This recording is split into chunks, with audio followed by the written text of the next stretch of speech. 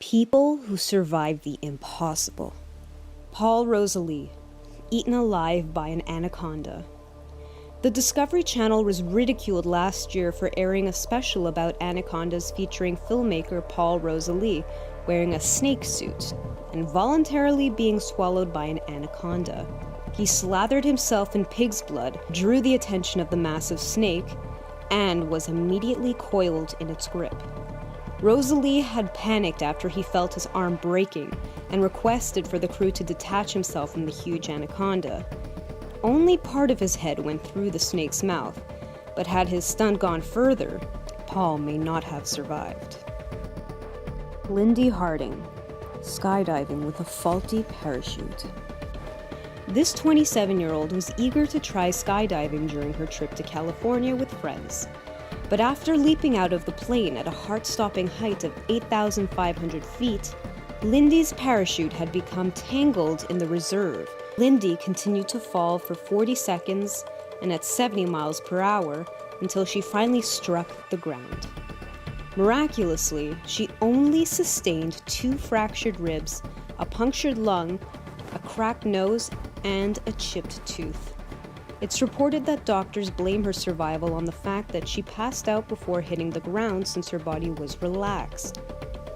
Holly Dunn, the only surviving victim. Angel Resendez was a man who had already killed 6 people and would continue to kill even more. Holly Dunn and her boyfriend Chris Mayer were far away from a party and wound up chatting near some train tracks. Resendez approached and threatened them with an ice pick, then tied the 2 of them up only to kill Chris Mayer with a 50-pound rock to the head. Holly Dunn was assaulted in all ways imaginable, but in the end managed to survive rape, an ice pick to the neck, shattered eye socket, and a broken jaw. Holly Dunn was the only survivor amongst the 15 people Resendez murdered over the span of 15 years. Ken Henderson, stranded at sea. 2 best friends, Ken Henderson and Ed Cohen, embarked on a fishing trip in the Gulf of Mexico, when without any known cause, the 30-foot-long boat was sinking very fast. There was no time to call for help over radio, nor could they prevent the boat's systems from failing. Before they knew it, the boat had sunk and they were both stranded for 30 hours in the ice-cold Gulf. Henderson made a last-minute effort to swim towards an oil rig. After 50 miles of swimming, Henderson made it and could call his wife. Unfortunately, Cohen's lifeless body was discovered a short time later. Truman Duncan, cut in half by a train. This railroad switchman had tumbled off the front of a moving train car and was dragged underneath the train. His body was basically sliced clean in half. He was separated from both legs and a kidney. However, he managed to call 911 on his cell phone and hold out for the 45-minute wait and survived the 23 surgeries that followed after the accident. Paul Templar, mauled by a hippo. A retired militant of the British Army retired back to his homeland of Zimbabwe to become a river guide. Well, one guide in 1995 ended tragically, as the group was suddenly under attack by a bull hippo.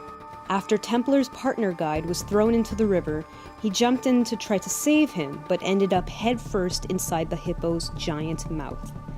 Its giant, bone-crushing teeth speared through his armpits, ruptured through his back, ripped his foot, severed his arm, broke ribs, and tore holes all through his torso.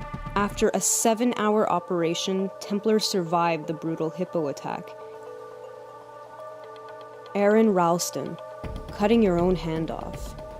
The famous story about a hiker who did a solo journey through a Utah canyon ended up trapped in a corridor through the canyon with an 800-pound boulder crushing his arm up against the stone wall.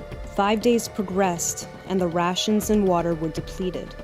Using the boulder for leverage, he was able to snap the bone in his wrist, and then with a very dull survival knife, managed to slice through muscle tendon.